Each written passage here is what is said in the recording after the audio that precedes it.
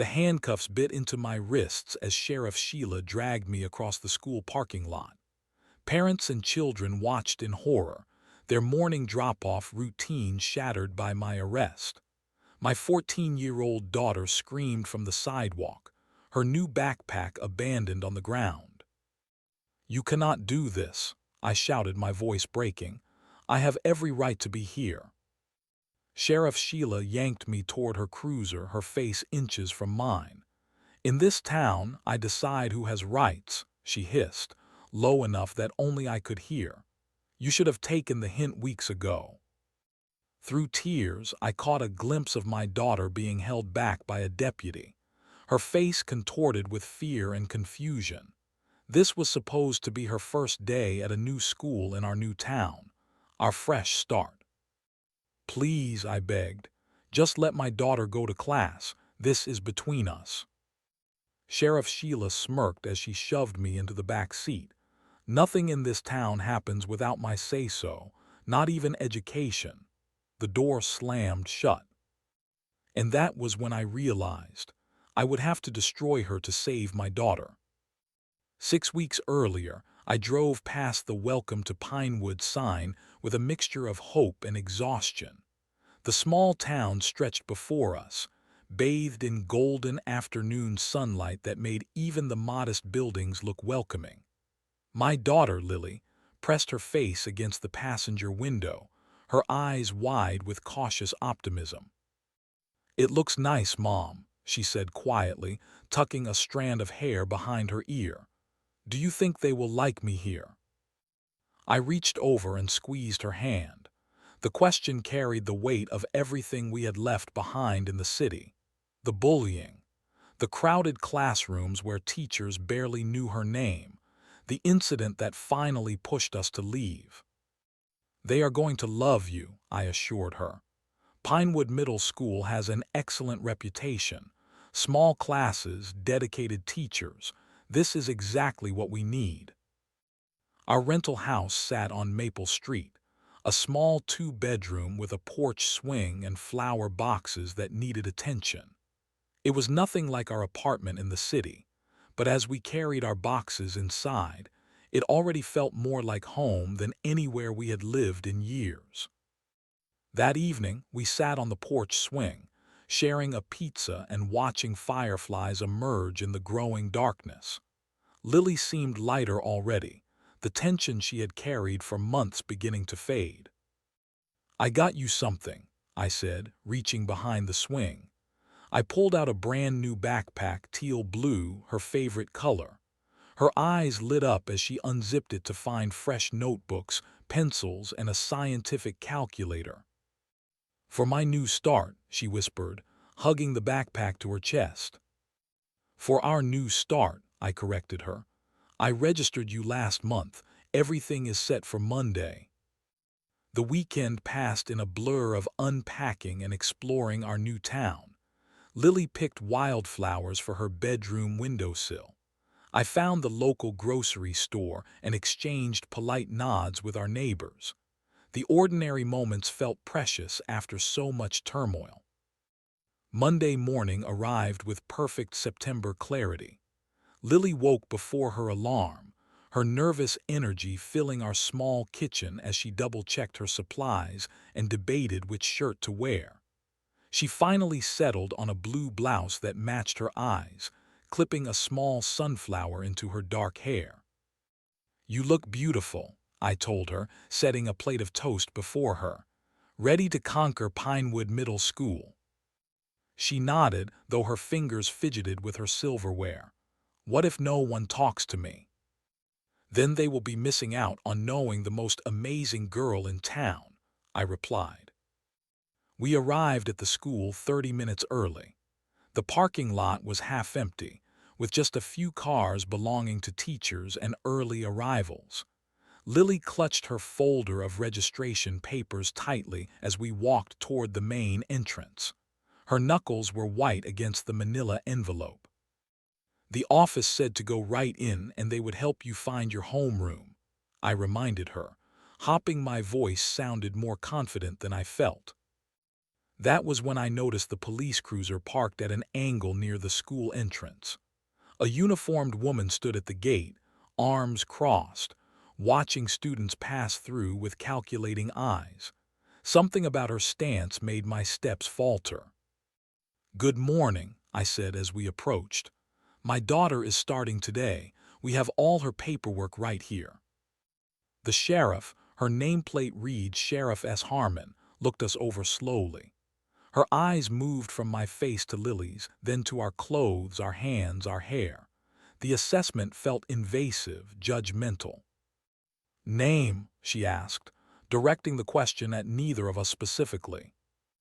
"Lily Evans," my daughter answered, her voice smaller than it had been all morning.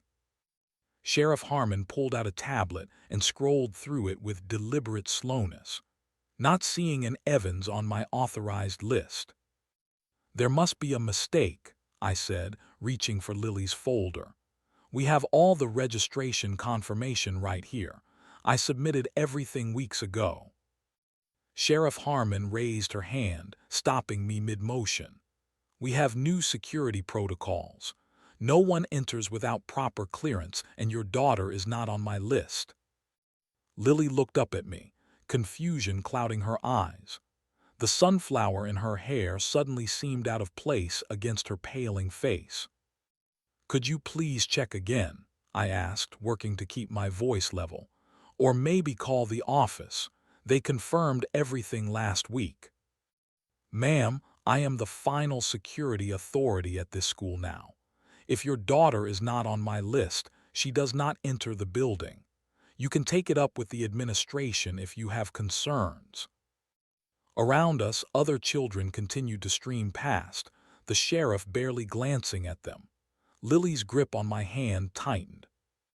"When can she start then?" I asked, feeling her disappointment as if it were a physical weight. "When proper clearance is processed," Sheriff Harmon replied flatly. "Now please step aside. You are holding up the line."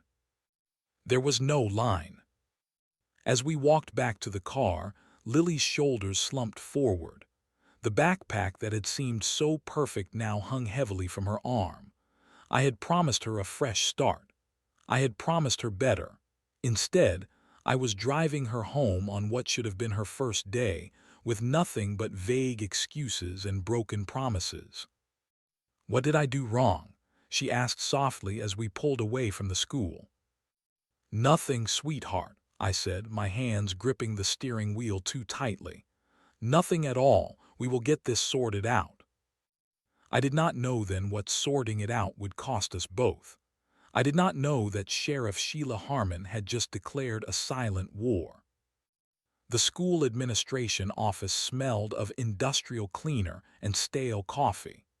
A middle-aged woman with reading glasses perched on her nose looked up as I approached the counter, Lily trailing behind me. "Good morning," I said, forcing brightness into my voice. "We had some trouble at drop-off. Sheriff Harmon said my daughter is not on some approved list." The secretary's smile faltered slightly. She glanced toward a closed door labeled Principal before looking back at me. "Yes, that would be the new security protocol," she explained, lowering her voice slightly. "Sheriff Sheila oversees all campus access now. It is part of the Safe Schools initiative the county implemented last month." "But I registered my daughter weeks ago," I said, placing our folder on the counter and sliding it toward her. "Everything was confirmed. I have the email right here." The secretary, Ms. Palmer, according to her nameplate, reviewed our documents carefully. Her brow furrowed as she typed something into her computer. "Everything seems in order with your paperwork," she admitted after a moment. "Let me check the security clearance list." More typing followed before she frowned at her screen. "Your daughter's name does appear to be flagged for additional security review." "Security review," I repeated. "What does that mean? She is 14 years old." Ms. Palmer removed her glasses and rubbed the bridge of her nose. It means Sheriff Harmon has placed a hold on her enrollment pending additional verification. She has final authority on who enters the school grounds. For now, she added softly, almost to herself. Behind me, Lily shifted from one foot to another. I could feel her anxiety radiating like heat. "Can you call the sheriff in here to discuss this?" I asked. "My daughter has already missed the first hour of school. Her teachers are expecting her." "Sheriff Harmon is not in the building at present," Ms. Palmer replied. "She makes her rounds throughout the district, but I can note that you came in and forward your concerns." "When can my daughter start school?" I pressed. "When the security review is complete." The answer sounded rehearsed. "And when will that be?" "That is at the sheriff's discretion." We left with nothing but a hastily printed visitor information packet. Lily remained silent as we walked to the car, but I could see tears forming in her eyes. "This is ridiculous," I muttered as we drove home. "We will come back tomorrow with every document they could possibly need. They cannot keep you out of school." But they could, and they did. The next morning, Sheriff Harmon stood at the same spot, her stance unchanged. I approached with renewed determination, a thicker folder of documents under my arm. "Good morning, Sheriff. I have brought additional verification for my daughter's enrollment. Birth certificate, vaccination records, proof of residence, school transcripts, everything." Sheriff Harmon barely glanced at the offered folder. "Ms. Evans, your daughter's enrollment remains under security review. Until that process is complete, she cannot enter school grounds." "What security concerns could you possibly have about my daughter?" I demanded, my patience wearing thin. "That information is confidential, ma'am, part of our safety protocols." "Then who do I speak with to resolve this?" "You may file a formal appeal with my office. The forms are available online." Lily tugged at my sleeve, her face flushed with embarrassment as other students filed past, some openly starring. "Mom, let's just go," she whispered. The pattern repeated for 3 more days. Each morning we would arrive hopeful. Each morning, Sheriff Harmon would turn us away with the same cold efficiency. By Friday, Lily had stopped asking when she could start school. Instead, she spent her days in her bedroom, the new backpack shoved into her closet. On the 5th day of rejection, I arrived alone. I stood across the street from the school entrance, watching. Sheriff Harmon remained at her post, but something caught my attention. She was not stopping everyone. Some families were waved through with barely a glance. Others, particularly those with darker complexions or who spoke with accents, faced the same scrutiny we had encountered. One mother argued briefly before being dismissed. Her son, perhaps 10 years old, looked at the ground as they walked away. Sheriff Harmon watched them leave with what appeared to be satisfaction. That afternoon, I drove to the county education office and filed a formal complaint. The clerk who took my paperwork looked uncomfortable when I mentioned Sheriff Harmon's name.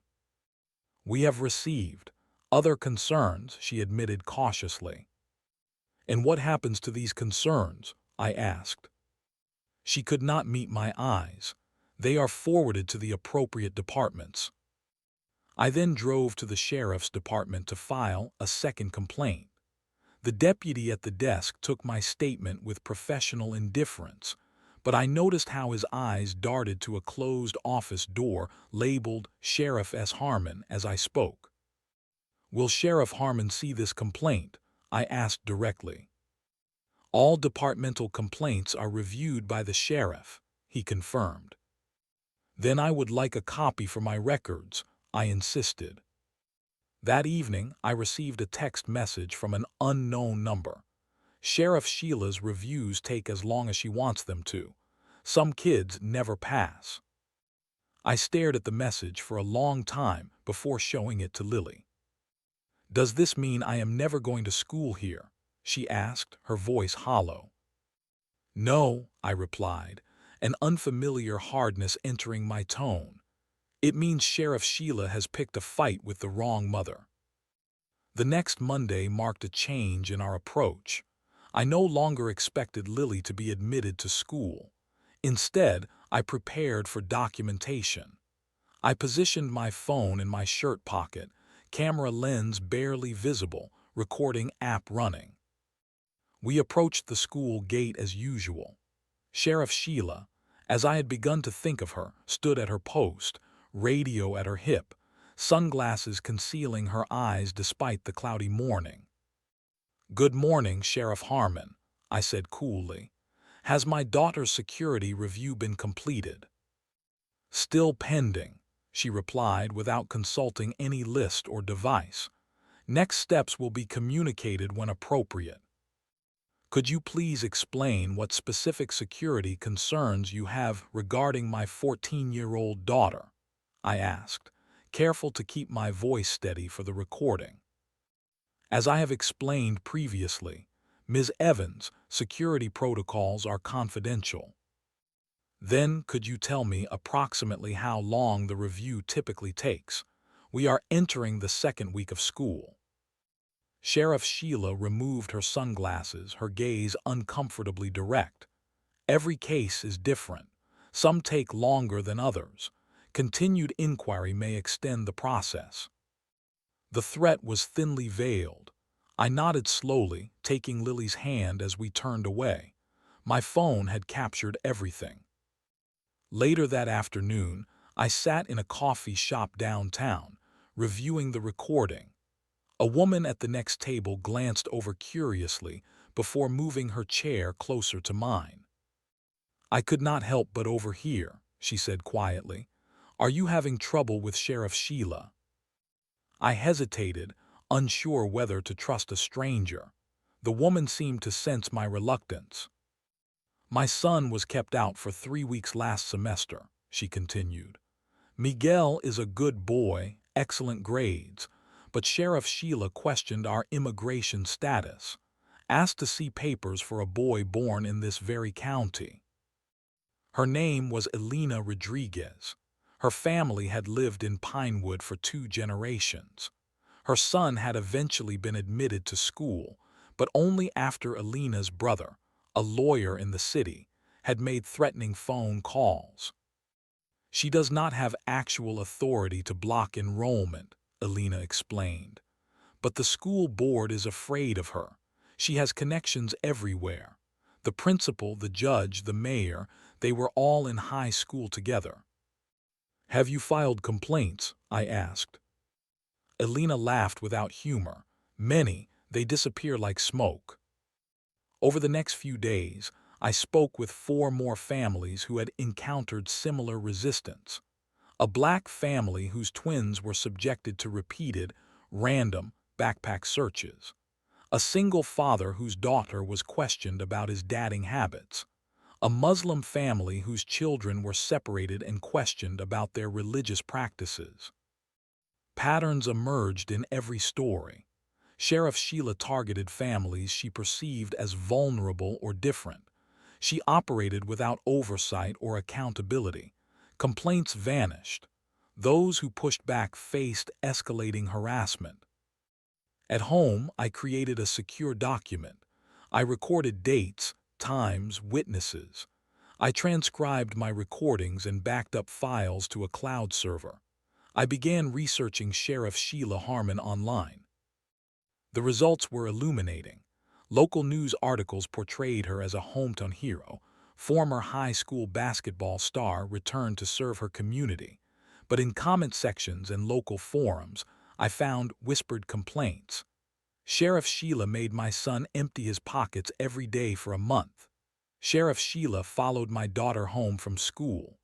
"Sheriff Sheila threatened to call social services when I complained about her treatment of my children." One commenter called her Sheriff Segregation before the post was removed. Another referred to her as Sheila the Wall for her practice of blocking certain families from school functions. Lily watched me compile this evidence with growing concern. "Mom, are you sure about this? She is the sheriff. What if she arrests you?" I looked up from my laptop. "For what? Documenting her abuse of power. We are not breaking any laws." "But she wears a badge," Lily said softly. "People believe her." "Then we need to give them reason not to," I replied, adding another file to my growing collection. That night, I received an email from a parent I had spoken with earlier. Attached was a soundless security video showing Sheriff Sheila turning away a young girl in a hijab while immediately waving through the next student. The timestamp showed it was from the previous school year. "There are more of us than you know," the email read, "but we are afraid of what she might do." I added the video to my evidence file and named it Pattern of Discrimination. Then I sent inquiries to 3 civil rights attorneys in the city. The battle lines were drawn, though Sheriff Sheila did not yet know she was at war. As I closed my laptop, Lily appeared in the doorway of our living room, her expression troubled. "What if this makes things worse?" "It might," I admitted, "but staying silent definitely will." The first sign of retaliation came the following Thursday. I was driving home from the grocery store when I noticed a police cruiser in my rearview mirror. It maintained a precise distance behind me for 3 miles, turn for turn, through residential streets where police rarely patrolled. When I pulled into my driveway, the cruiser slowed to a crawl as it passed my house. Sheriff Sheila sat behind the wheel, her eyes meeting mine deliberately before she accelerated away. The message was clear: "I am watching you." The next morning, I dropped Lily at the public library, our makeshift school arrangement until her clearance came through, and drove to the school for our daily attempt at enrollment. As I approached the administration building, Sheriff Sheila intercepted me in the parking lot. "Ms. Evans," she said, her voice carrying across the asphalt, "I need to see your identification." I produced my driver's license, aware of parents watching from their cars. "Do you know why I stopped you?" she asked, examining my ID with exaggerated care. "No, Sheriff, I do not. You have been observed loitering in a school zone on multiple occasions without having an enrolled student." "I am trying to enroll my student," I replied evenly, "as you are well aware." She returned my license and removed a citation book from her belt. "This is a warning for suspicious activity near a school zone. The next occurrence will result in a fine or possible arrest." I accepted the yellow paper, my hand steady despite my racing heart. Is approaching the school office to inquire about my daughter's enrollment status considered suspicious activity in Pinewood? Repeated presence without legitimate purpose raises security concerns. My purpose is entirely legitimate, Sheriff. It is your obstruction that is questionable. Her eyes narrowed fractionally, the only indication that my words had struck a nerve. "I would be careful about making accusations, Ms. Evans. This is a small town. We look out for each other here." I returned to my car, citation in hand, and added it to my growing file of evidence.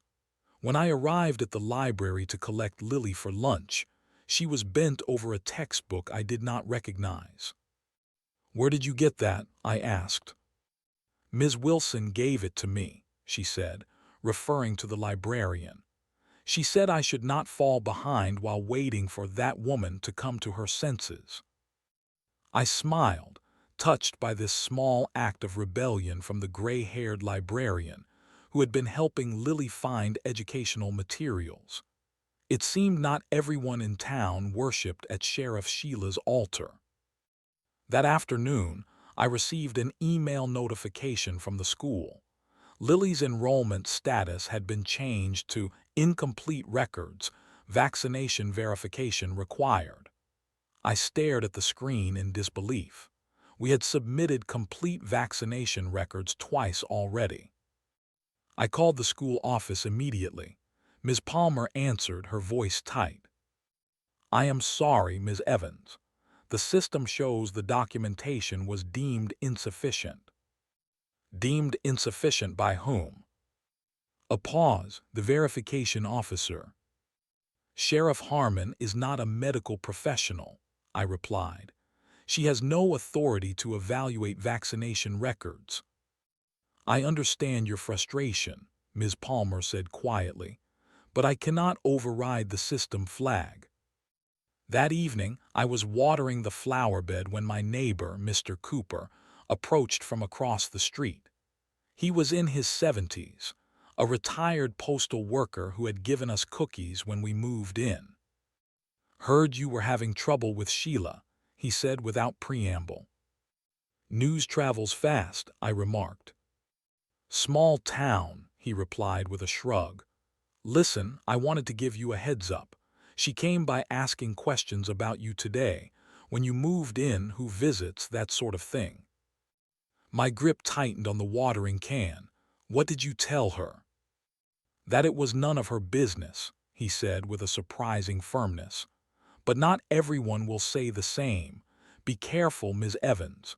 Sheila does not forget people who challenge her." "Has she always been this way?" I asked. Mr. Cooper looked down at his shoes. "It has gotten worse since she became sheriff. Power does things to people who should not have it." He turned to leave, then paused. "One more thing. I would not discuss your concerns on your home phone line. The department handles all emergency dispatch for the county, including landline calls." That night, I ordered a legal-grade dashcam online, using express shipping. I downloaded all my evidence files to an encrypted drive. I contacted 3 more families who had shared their experiences with Sheriff Sheila. Lily found me at the kitchen table past midnight, surrounded by papers and my glowing laptop screen. "Mom, you should sleep," she said, placing a hand on my shoulder. "Soon," I promised, not looking up from the civil rights attorney's website I was reviewing. "She is not worth this," Lily said softly. "We could move again." I finally turned to face my daughter. In the dim light, she looked both younger and older than her 14 years, a child forced to understand adult problems too soon. "No," I said firmly. "We are not running again. This is our home now, and Sheriff Sheila does not get to decide otherwise." The next morning, my car was ticketed for being improperly parked in front of our house. The day after, a deputy pulled me over for a routine license check, while Lily and I drove to the grocery store. When the dashcam arrived, I installed it immediately. I set up a separate phone line with a non-local area code. I created a private social media group for families affected by Sheriff Sheila's tactics. The pieces were coming together. Sheriff Sheila might have the badge, but I was building something more powerful, undeniable truth. After 3 weeks of documentation, intimidation, and increasing frustration, I secured an appointment with Diana Vega, a civil rights attorney from the city. Her office was a 2-hour drive away, distance that felt necessary for confidentiality. Ms. Vega reviewed my evidence meticulously: recordings, citations, changed enrollment statuses, testimonials from other families. She referenced state education codes and civil rights statutes as she took notes. "This is a clear pattern of discriminatory application of authority," she stated, removing her reading glasses. "Sheriff Harmon has no legal basis to determine school enrollment. That authority rests solely with the district administration." "Can we stop her?" I asked.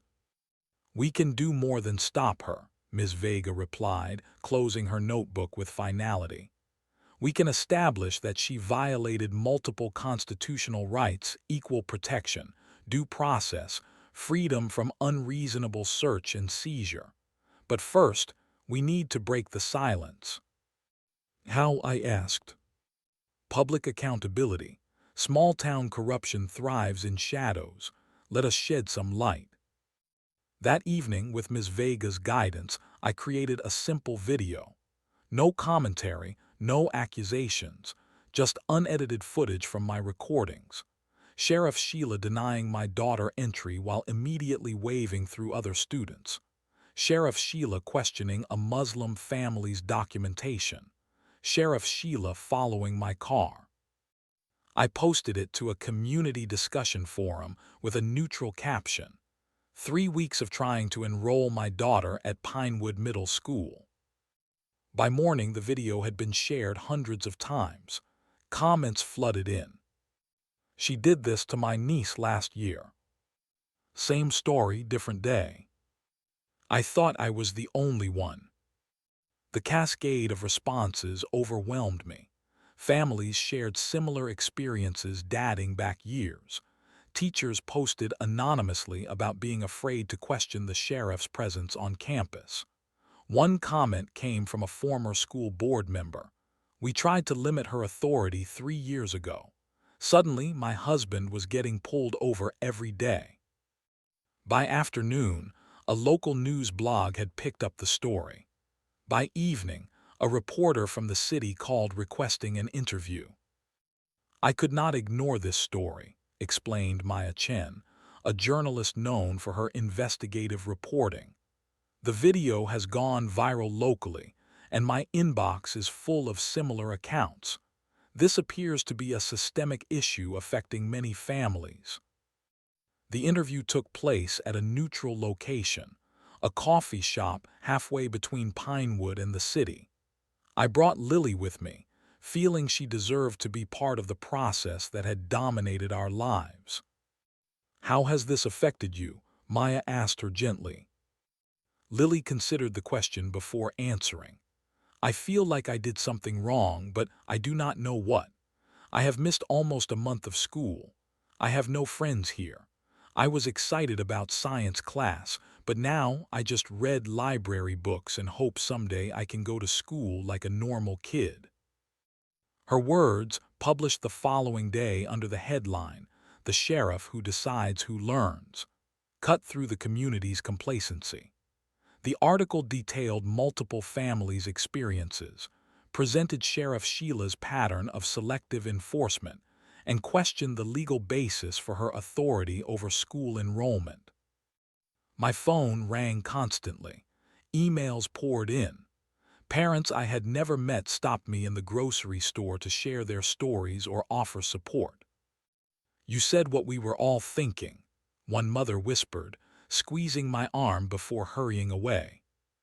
Sheriff Sheila issued a press statement calling the accusations fabricated and politically motivated. She defended her role in school security as essential to maintaining student safety in dangerous times. But the dam had broken. More videos surfaced, shaky cell phone footage of Sheriff Sheila interrogating a father about his immigration status in front of his children. A teacher's audio recording of being reprimanded for questioning why certain students were subjected to random searches. A father with tears in his eyes described how his son had missed 2 weeks of school after Sheriff Sheila claimed his housing documentation was suspicious, despite the family having lived in Pinewood for generations. A grandmother showed screenshots of emails where her concerns about her grandchildren's treatment were dismissed or ignored. The school board announced an emergency session to review campus security protocols and authority structures. The county commissioners called for a thorough examination of departmental practices. Sheriff Sheila's response was to double down, holding an impromptu press conference on the steps of the sheriff's department. She stood flanked by deputies, her badge gleaming in the sunlight. "This community elected me to protect their children," she declared. "I will not apologize for doing my job thoroughly in the face of modern threats. Those who have nothing to hide have nothing to fear. But her words rang hollow against the mounting evidence. The voices she had silenced for years were finding strength in numbers. Parents began gathering outside the school with signs reading, "Let them learn," and "Books not badges." The pressure was building. The school board could no longer ignore what was happening. An emergency review session was scheduled for the following week. And through it all, Lily watched with growing understanding. "This is not just about me anymore, is it?" she asked one evening. "It never was," I replied, hugging her close, "but you were my reason to fight." After 3 weeks of documentation, intimidation, and increasing frustration, I secured an appointment with Diana Vega, a civil rights attorney from the city. Her office was a 2-hour drive away, distance that felt necessary for confidentiality. Ms. Vega reviewed my evidence meticulously: recordings, citations, changed enrollment statuses, testimonials from other families. She referenced state education codes and civil rights statutes as she took notes. "This is a clear pattern of discriminatory application of authority," she stated, removing her reading glasses. "Sheriff Harmon has no legal basis to determine school enrollment. That authority rests solely with the district administration." "Can we stop her?" I asked. "We can do more than stop her," Ms. Vega replied, closing her notebook with finality. "We can establish that she violated multiple constitutional rights: equal protection, due process, freedom from unreasonable search and seizure. But first, we need to break the silence." "How?" I asked. "Public accountability. Small-town corruption thrives in shadows. Let us shed some light." That evening, with Ms. Vega's guidance, I created a simple video. No commentary, no accusations, just unedited footage from my recordings. Sheriff Sheila denying my daughter entry while immediately waving through other students. Sheriff Sheila questioning a Muslim family's documentation. Sheriff Sheila following my car. I posted it to a community discussion forum with a neutral caption: 3 weeks of trying to enroll my daughter at Pinewood Middle School. By morning, the video had been shared hundreds of times. Comments flooded in. "She did this to my niece last year." "Same story, different day." "I thought I was the only one." The cascade of responses overwhelmed me. Families shared similar experiences dating back years. Teachers posted anonymously about being afraid to question the sheriff's presence on campus. One comment came from a former school board member: "We tried to limit her authority 3 years ago. Suddenly, my husband was getting pulled over every day." By afternoon, a local news blog had picked up the story. By evening, a reporter from the city called requesting an interview. "I could not ignore this story," explained Maya Chen, a journalist known for her investigative reporting. "The video has gone viral locally, and my inbox is full of similar accounts. This appears to be a systemic issue affecting many families." The interview took place at a neutral location, a coffee shop halfway between Pinewood and the city. I brought Lily with me, feeling she deserved to be part of the process that had dominated our lives. "How has this affected you?" Maya asked her gently. Lily considered the question before answering. "I feel like I did something wrong, but I do not know what. I have missed almost a month of school. I have no friends here. I was excited about science class, but now I just read library books and hope someday I can go to school like a normal kid." Her words, published the following day under the headline, "The Sheriff Who Decides Who Learns," cut through the community's complacency. The article detailed multiple families' experiences, presented Sheriff Sheila's pattern of selective enforcement, and questioned the legal basis for her authority over school enrollment. My phone rang constantly. Emails poured in. Parents I had never met stopped me in the grocery store to share their stories or offer support. "You said what we were all thinking," one mother whispered, squeezing my arm before hurrying away. Sheriff Sheila issued a press statement calling the accusations fabricated and politically motivated.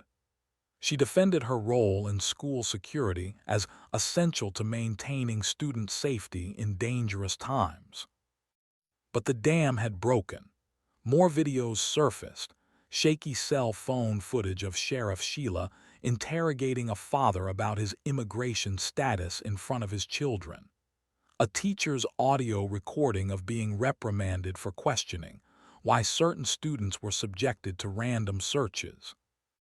A father with tears in his eyes described how his son had missed 2 weeks of school after Sheriff Sheila claimed his housing documentation was suspicious, despite the family having lived in Pinewood for generations. A grandmother showed screenshots of emails where her concerns about her grandchildren's treatment were dismissed or ignored. The school board announced an emergency session to review campus security protocols and authority structures. The county commissioners called for a thorough examination of departmental practices. Sheriff Sheila's response was to double down, holding an impromptu press conference on the steps of the sheriff's department. She stood flanked by deputies, her badge gleaming in the sunlight. "This community elected me to protect their children," she declared. "I will not apologize for doing my job thoroughly in the face of modern threats. Those who have nothing to hide have nothing to fear." But her words rang hollow against the mounting evidence. The voices she had silenced for years were finding strength in numbers. Parents began gathering outside the school with signs reading, "Let them learn," and "Books not badges." The pressure was building. The school board could no longer ignore what was happening. An emergency review session was scheduled for the following week. And through it all, Lily watched with growing understanding. "This is not just about me anymore, is it?" she asked one evening. "It never was," I replied, hugging her close. "But you were my reason to fight." As more families came forward, local television stations began picking up the story.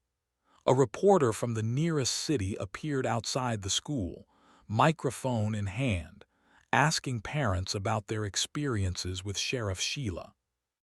"We moved here because of the school's reputation," said one father, his arm around his son's shoulders. "No one mentioned we would need to pass the sheriff's personal inspection first." Diana Vega contacted me with news that 3 more families wanted to join our case. "This is becoming a class action," she explained. "The stronger our numbers, the harder it is for the system to ignore us." The morning before the school board meeting, I received an anonymous email containing internal correspondence between Sheriff Sheila and the school principal.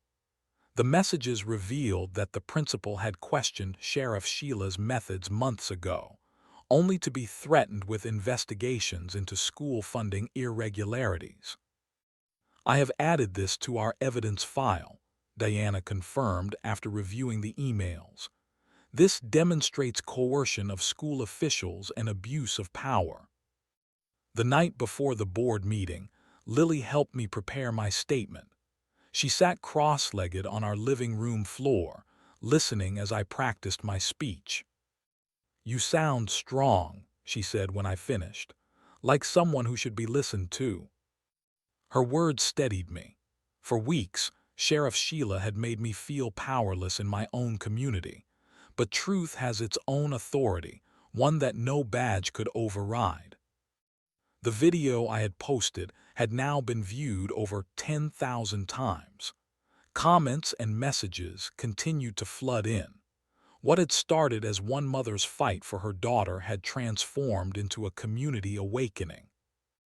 "Do you think it will work?" Lily asked as I tucked her into bed that night. "Will they make her stop?" I brushed the hair from her forehead, considering my answer carefully. I do not know if we will win tomorrow, but I know this: silence protected her power, and that silence is broken now.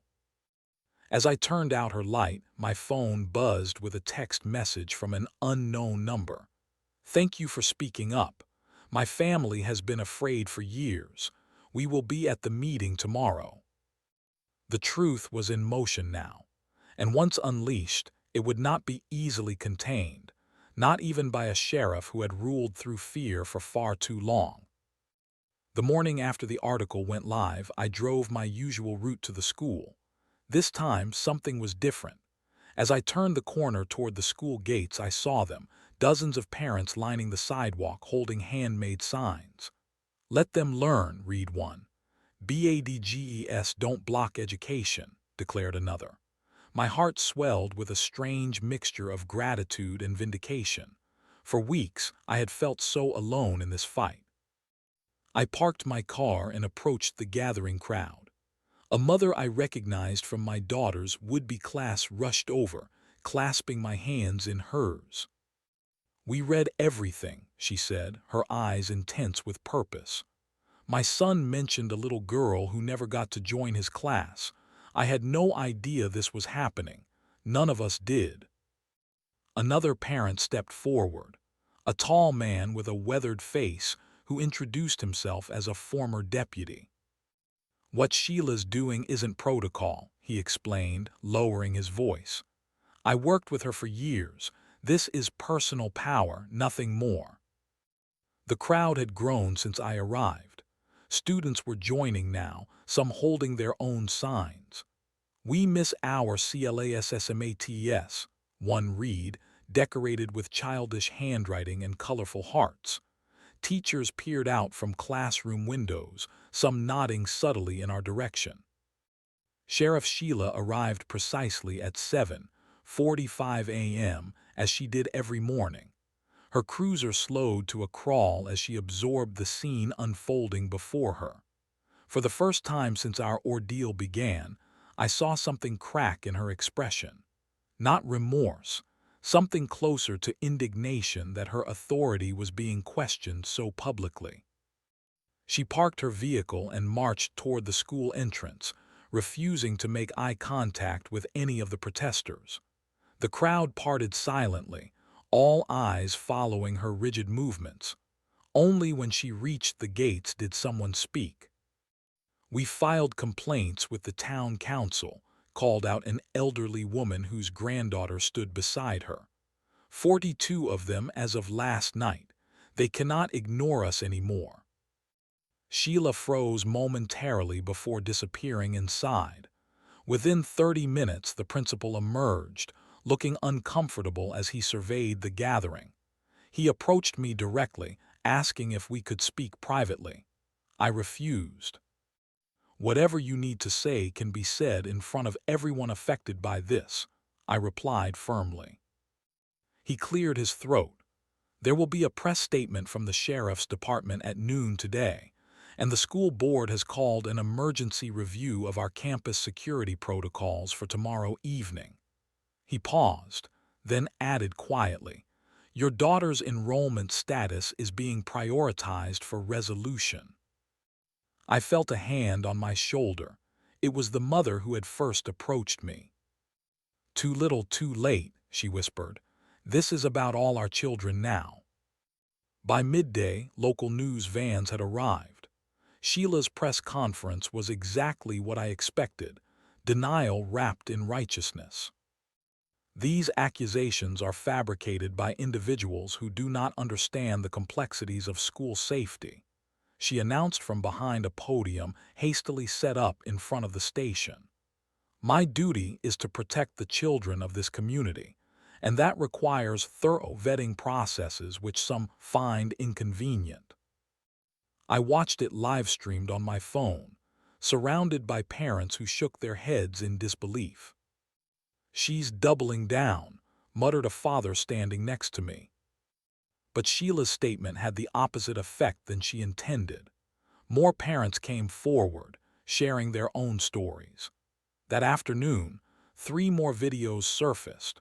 One showing Sheila questioning a Muslim family extensively while waving white children through without a second glance.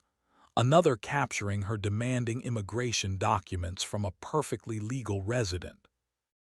The school board's phone lines were overwhelmed. The mayor issued a statement promising full transparency and swift action.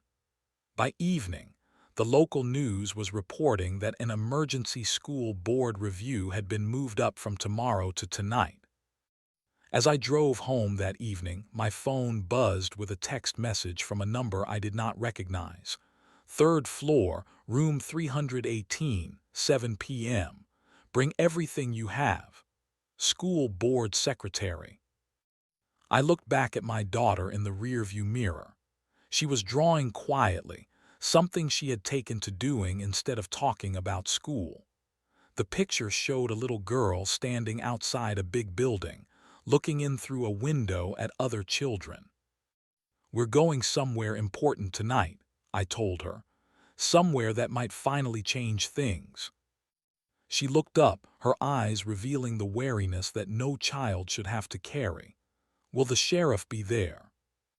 "Yes," I answered honestly, "but this time she's not in charge." I gathered every document, every video, every note I had meticulously collected over these painful weeks. Tonight would be different. Tonight, the badge that had blocked my daughter would face the one thing Sheila feared most: accountability. Room 318 was already filled to capacity when we arrived. Parents, teachers, and community members sat shoulder to shoulder in rigid metal chairs. At the front, behind a long wooden table, sat the 7 members of the school board, their expressions a careful mixture of concern and professional detachment. They had not expected this level of attendance. They had not expected this level of anger. I took one of the last available seats, keeping my daughter close beside me. She clutched her drawing pad tightly against her chest like armor. Across the room, Sheriff Sheila sat alone in the front row, back straight, uniform immaculate. Not once did she turn around to face the community she claimed to protect. The board chairman, a silver-haired man named Douglas Mercer, called the meeting to order with 3 sharp raps of his gavel. "This emergency session addresses concerns regarding school access protocols implemented by the Sheriff's Department," he announced, his voice echoing through the suddenly silent room. "We will hear testimony from all relevant parties before deliberating our response." My palms began to sweat. The folder of evidence felt impossibly heavy on my lap. When they called my name first, my daughter squeezed my hand. "You can do it, Mommy," she whispered. I approached the podium slowly, placing my daughter's photograph prominently before me. Her school picture that should have been taken weeks ago, had she been allowed to attend. "My daughter has been denied entry to this school for 27 consecutive school days," I began, my voice steadier than I felt. "I have complete enrollment documentation, health records, prior school transcripts, and proof of residency, all of which I submitted multiple times." I described each encounter in methodical detail: the dismissals, the excuses, the selective enforcement I had witnessed day after day. As I spoke, I played 3 video clips from my phone through the room's AV system, each showing Sheila allowing some children through while turning my daughter away with the same recycled phrases: "Still under review," "Security concerns," "Waiting for clearance." "My daughter has asked me what she did wrong," I concluded, my voice finally breaking. "What could I tell her? That in our town, some children are welcome to learn and others are not. That a badge gives someone the right to deny her education." When I returned to my seat, the room was deadly silent. Then, a woman stood up without being called. "The same thing happened to my son," she said. 3 weeks of rejection before we finally got through." Another parent rose. She questioned my citizenship status in front of my children. One by one, they stood, each with their own story, their own version of the same injustice. The board members exchanged troubled glances. When it was Sheila's turn to speak, she approached with the confident stride of someone used to commanding rooms. These accusations mischaracterize necessary security protocols, she stated flatly. In today's climate, schools are vulnerable targets. My department instituted enhanced screening to protect students from potential threats. And what threat did you identify in my 6-year-old daughter? I called out, unable to contain myself. The chairman rapped his gavel. Please, no interruptions. Sheila continued undeterred. We have intelligence suggesting enrollment documentation can be falsified to gain access to schools for concerning purposes. My actions fall within my authority as county sheriff to ensure public safety. Then came the moment that changed everything. A thin, nervous-looking woman, whom I recognized as a school administrative assistant, approached the board chairman and handed him a folder. These were forwarded to me anonymously an hour ago, she said quietly, though her voice carried in the tense room. They're internal emails between Sheriff Sheila and her deputies regarding school access protocols. The chairman reviewed the documents, his expression darkening with each page. He passed them to other board members who showed similar reactions of dismay. Finally, he looked up. Sheriff, these emails indicate you specifically instructed deputies to apply additional scrutiny to students from certain neighborhoods and demographic backgrounds. There is no mention of any security intelligence justifying these actions. Sheila's composure wavered slightly. Those communications are taken out of context, and they represent confidential law enforcement matters. Another board member, a younger woman with a stern expression, spoke up. I have here an email where you wrote, and I quote, "The school board's approval is a formality. We determine who represents a security concern." Can you explain that statement? For the first time, Sheila seemed at a loss for words. That was regarding specific cases where we had reason to believe. We have no record of the board delegating enrollment authority to your department, the woman interrupted. In fact, these emails suggest you deliberately circumvented established enrollment procedures. The room erupted in angry murmurs. Parents began calling out questions. The chairman pounded his gavel repeatedly for order. When silence finally returned, the board conferred quietly among themselves for several minutes. My daughter had fallen asleep against my shoulder, exhausted by the tension in the room. I stroked her hair, wondering if this would finally bring change or just more disappointment. The chairman cleared his throat. This board has heard sufficient testimony and reviewed troubling documentation regarding the current school access protocols. We will now vote on the following resolution. Sheriff Sheila Horton and her deputies are to be immediately removed from all school access oversight. All student enrollment decisions will return exclusively to school administrative staff, effective immediately. The vote was unanimous, 7 hands raised without hesitation. Furthermore, he continued, we will conduct a full review of all enrollment applications that have been delayed or denied in the past 6 months. Students who meet standard enrollment requirements will be immediately admitted, with appropriate measures to help them catch up on missed instruction. I watched Sheila's face as the decision was announced. For the briefest moment, something cracked in her carefully maintained facade, a flash of genuine shock, followed by cold fury. She had never imagined losing this battle. She had never imagined anyone would dare challenge her authority so directly. As the meeting adjourned, Sheila stood abruptly and marched toward the exit, refusing to look at anyone. But I saw it clearly, the first real crack in her armor of authority, the beginning of her downfall. "What happens now?" my sleepy daughter asked as I gathered our things. I hugged her close. "Tomorrow you go to school for real this time." But even as we left the building, I knew this was not over. Sheila was wounded, but a wounded predator is often the most dangerous. This victory was only the beginning of a much larger fight. The morning after the school board meeting, I received a call from a woman named Elena Martinez. She introduced herself as a civil rights attorney from the nearest city, 60 miles away. "I saw the local coverage of what's happening with Sheriff Sheila," she explained. "This is not an isolated incident.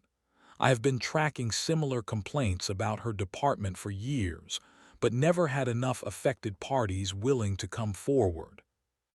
We arranged to meet that afternoon at a small cafe downtown. My daughter was finally in her classroom, tearfully welcomed by a teacher who seemed genuinely apologetic about the whole ordeal. I watched through the window as she cautiously approached a group of children during recess. My heart ached at her hesitation, the damage already done to her sense of belonging. Elena arrived carrying a weathered leather briefcase filled with documents. She wore a simple blazer and spoke with the quiet confidence of someone who had fought difficult battles before. "What you experienced constitutes clear civil rights violations," she explained, spreading papers across the table. "Selective enforcement, discrimination, abuse of authority, all documented through your videos and collaborating testimony." "What can we actually do about it?" I asked, stirring my untouched coffee. "She lost the school battle, but she still wears the badge." Elena's eyes narrowed with determination. "We file a federal lawsuit, not just for your daughter, but as a class action. There are others, many others, whose lives Sheriff Sheila has disrupted through similar abuses of power." "Will people really step forward?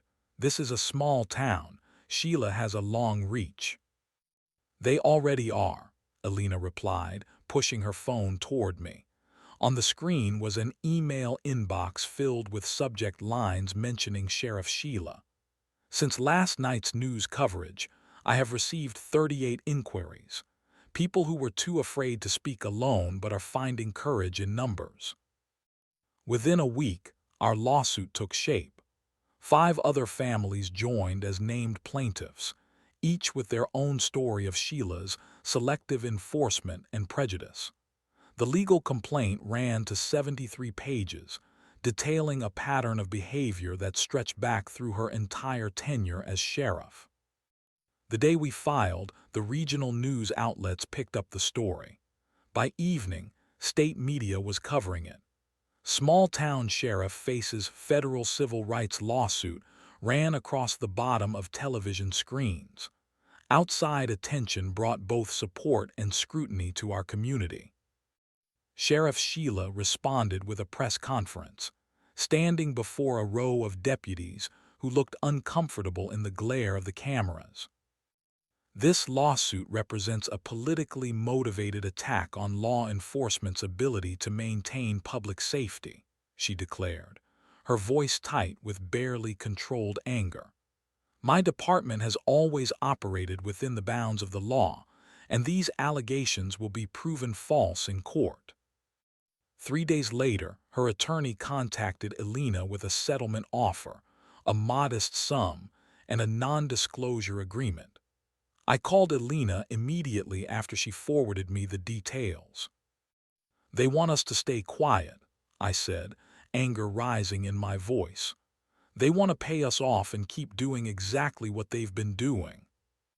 "That is precisely what they want," Elena confirmed. "What do you want to do?" The answer came without hesitation. "Reject it. This was never about money. This is about accountability, about making sure she cannot do this to another child." The story continued to spread. A national civil liberties organization offered additional legal support. More families came forward with testimonies about Sheila's selective enforcement patterns. What had begun as one mother's fight for her daughter was transforming into something much larger. Then came an unexpected development. The state attorney general's office announced they were opening an investigation into Sheriff Sheila's department for potential systematic civil rights violations and misuse of authority. "This is significant," Alina explained when she called with the news. "The Attorney General's office has resources and jurisdiction we don't. They can access records and conduct interviews we might struggle to obtain through normal discovery." Sheila's response was immediate and vicious. She held another press conference denouncing outside interference in local law enforcement and suggesting political motivations behind the investigation.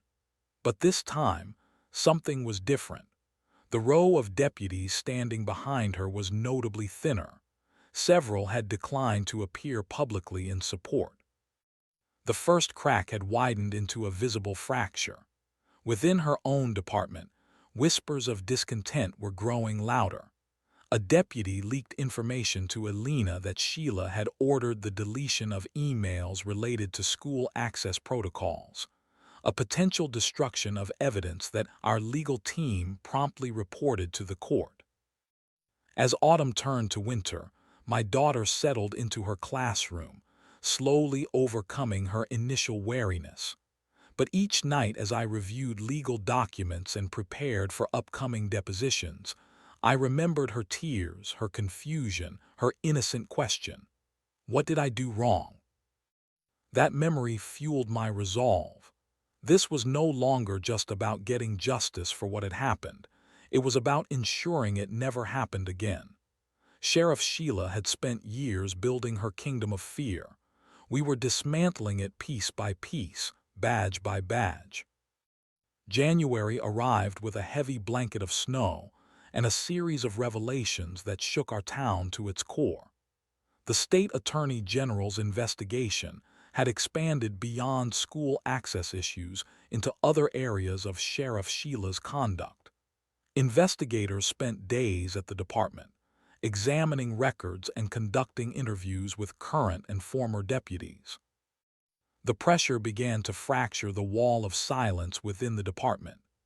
Deputy James Wilkins, a 20-year veteran who had served under 3 different sheriffs, was the first to break ranks. "I can no longer remain silent about what I have witnessed," he stated in a sworn affidavit. "Sheriff Horton has consistently directed us to enforce laws selectively based on her personal biases and vendettas. Those who questioned these orders faced retaliation, undesirable shifts, passed over promotions, public ridicule." His testimony detailed dozens of incidents beyond the school gates: traffic stops disproportionately targeting certain demographics, business inspections that seemed motivated by personal grudges, noise complaints enforced exclusively against particular neighborhoods. 3 more deputies came forward in the following weeks. Each account reinforced the others, painting a picture of a department where loyalty to Sheila mattered more than loyalty to the law. The stories were damning not just for their content, but for their consistency. On a frigid Thursday morning, I received an urgent call from Alina. "Turn on the news," she said without preamble.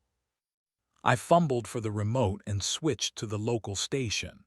There stood the county commissioner before a forest of microphones, his expression grave. Following the preliminary findings of the state investigation and multiple internal complaints, Sheriff Sheila Horton has been placed on administrative leave pending further review of her conduct in office. The camera cut briefly to Sheila being escorted from the department building, her face a mask of cold fury as she surrendered her badge and service weapon to an official from the county administration. My phone began ringing immediately, other parents from the lawsuit, neighbors, even the school principal, all calling to share the news or seek confirmation. For the first time in months, I felt something close to relief washing over me.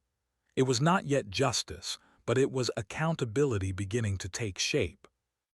The temporary replacement, a retired state police captain named Robert Chen, moved quickly to change the department's culture. He suspended the enhanced security protocols at all county schools and initiated a comprehensive review of all pending cases and complaints against the department. Our lawsuit continued its slow march through the federal court system.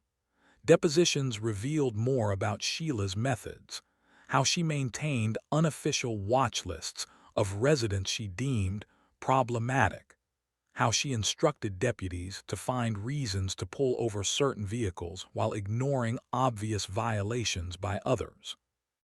In March, just as the first spring flowers began to push through the melting snow, the judge issued a ruling on our case.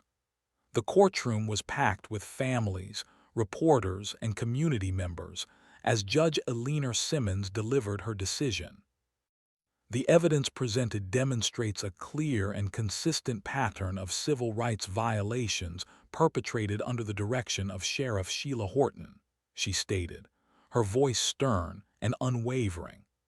The selective application of law enforcement authority based on personal bias constitutes a grave breach of the public trust. She ruled entirely in our favor, ordering substantial damages to all affected families and mandating comprehensive reforms within the sheriff's department. But the most significant impact came not from the financial award, but from the judge's closing remarks. This court recommends that the appropriate state licensing board review Sheriff Horton's law enforcement certification. In light of these findings, 2 weeks later, the state's Law Enforcement Standards Commission voted unanimously to permanently revoke Sheila's certification. The decision effectively ended her career in law enforcement, not just in our county but anywhere in the state. The local paper ran the headline, "Former Sheriff Barred from Law Enforcement Following Civil Rights Violations." The article included a photograph of Sheila leaving the commission hearing, her face no longer projecting authority but instead a bitter resentment. That evening, Alina called with additional news that had not yet reached the media. The state attorney general is moving forward with criminal charges related to evidence tampering and abuse of authority, she explained. They found proof that she ordered the destruction of documents related to our case after the lawsuit was filed. I sat on my back porch, watching my daughter play in the yard with neighborhood children who had become her friends over these difficult months.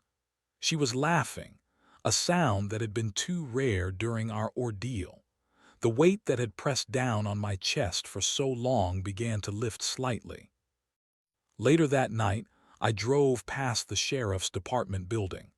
The sign out front had been updated, Sheila's name removed and replaced with Acting Sheriff Robert Chen. It was a small change, but it represented something profound, the end of an era of unchecked power and the beginning of accountability. On my way home, I passed Sheila's house. The cruiser that had once intimidated so many residents was gone from the driveway. Through the window, I caught a glimpse of her sitting alone at her kitchen table, still in uniform though she had no right to wear it anymore. Our eyes met briefly before she turned away. I felt no triumph in that moment, no desire for revenge. Only a quiet certainty that justice, so long delayed, had finally arrived. The badge that had been weaponized against my child and so many others had fallen, and in its place, perhaps, something better could grow. 1 year after our ordeal began, I stood once again at the school gates, my daughter's hand in mine. The morning sunshine painted everything in gentle gold: the brick building, the playground equipment, the rows of yellow buses discharging cheerful children. "Are you ready?" I asked, kneeling to adjust the collar of her new shirt, bright blue with silver stars, her choice for this special day. She nodded, her eyes focused on the schoolyard where children played freely before the morning bell. Though she had been attending classes for months now, this day marked something important. The first day of a new school year, a true fresh start without shadows from the past. We walked through the gates together. Near the entrance stood a woman in uniform, not Sheila, but Officer Diane Rodriguez, recently appointed as the school resource officer under the new protocols established after our lawsuit. "Good morning," she greeted us warmly, crouching slightly to meet my daughter's eyes. "Looking forward to second grade." My daughter, once so silenced by rejection, answered with confidence. "Yes, my friend Maya said we get to have a class pet this year." "That sounds exciting," Officer Rodriguez replied with genuine interest. "Have a wonderful first day." The interaction lasted less than 30 seconds, but its normalcy brought tears to my eyes. This was how it always should have been. Professional, respectful, welcoming. A simple exchange that acknowledged my daughter's humanity and right to be there. In the main hallway, Principal Jenkins approached us with an outstretched hand. "I wanted to personally welcome you both back," he said. There was something different in his demeanor now, a quiet resolve that had been absent during Sheila's reign. "The changes we've implemented across the district have been substantial. I believe you'll notice the difference." He was right. The transformation went far beyond the absence of an intimidating figure at the gates. The school had adopted new policies requiring transparency in all enrollment decisions. A diverse parent advisory committee now oversaw security protocols. Training on implicit bias and cultural sensitivity had become mandatory for all staff. These changes had not come easily. Some in the community had resisted, clinging to the false comfort of Sheila's authoritarian approach. But the evidence revealed during our lawsuit had been impossible to ignore or dismiss. As we approached my daughter's classroom, her teacher, Mrs. Chen, stepped into the hallway to greet us. "There's my scientist," she exclaimed, referencing the small science fair project my daughter had completed at the end of last year, her first academic achievement at the school. "I saved you a desk by the window. I remember you mentioned liking to watch the birds." My daughter's face lit up at being remembered, at being known. She gave me a quick hug before darting into the classroom, immediately gravitating toward a group of children who called her name with genuine enthusiasm. Mrs. Chen touched my arm gently before I could leave. "I want you to know something," she said, her voice lower now. "Many of us knew what was happening last year. We were afraid to speak up. I am sorry for that silence. It will not happen again." The simple acknowledgement struck me deeply.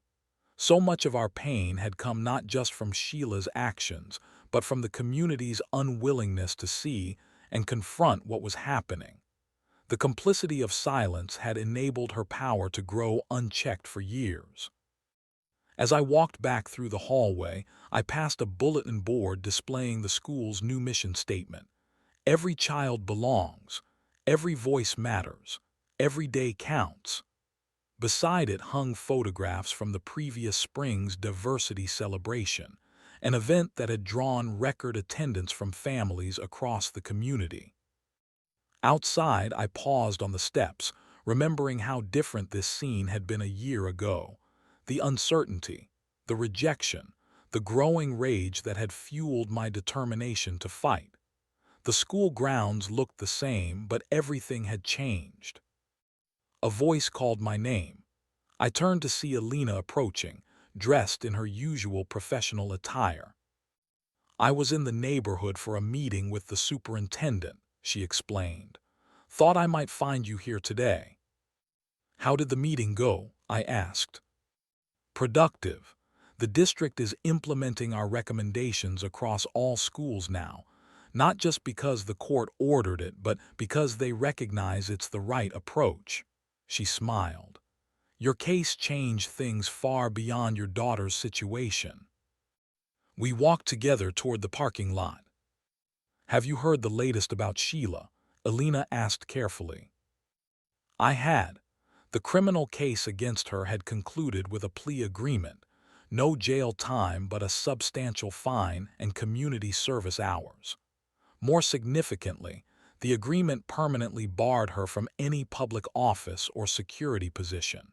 She had reportedly moved to another state, seeking anonymity that would likely prove elusive. I heard, I replied, but honestly I think about her less and less these days. It was true. The anger that had once consumed me had gradually transformed into something different, not forgiveness exactly, but a focus on rebuilding rather than retribution. The energy once directed at fighting Sheila now powered my involvement with the school's parent committee and a community oversight board for local law enforcement.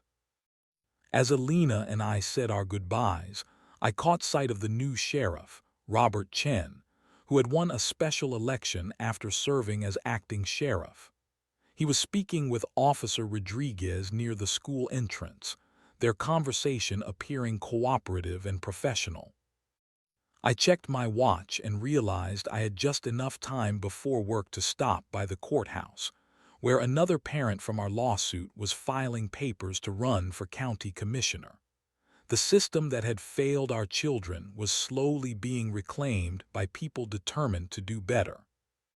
Driving away from the school, I allowed myself one last glance in the rearview mirror. Through the classroom window, I could just make out my daughter raising her hand eagerly to answer a question, fully present and engaged in the education that had once been denied to her. That was not just a win. That was what justice looked like. Not perfect, not complete, but real and enduring, a beginning rather than an end. The gates that had once closed in her face now stood permanently open, not just for her but for every child who would come after. The badge that had blocked her path had fallen, and in its place stood something far more powerful, a community awakened to its responsibility to protect all its children, not just some. That morning, as I drove toward my own future, I finally felt the last heavy weight lift from my heart. We had not just survived Sheila's abuse of power, we had transformed it into something that would protect others for years to come. Some battles leave you scarred, others leave you stronger. This one had done both.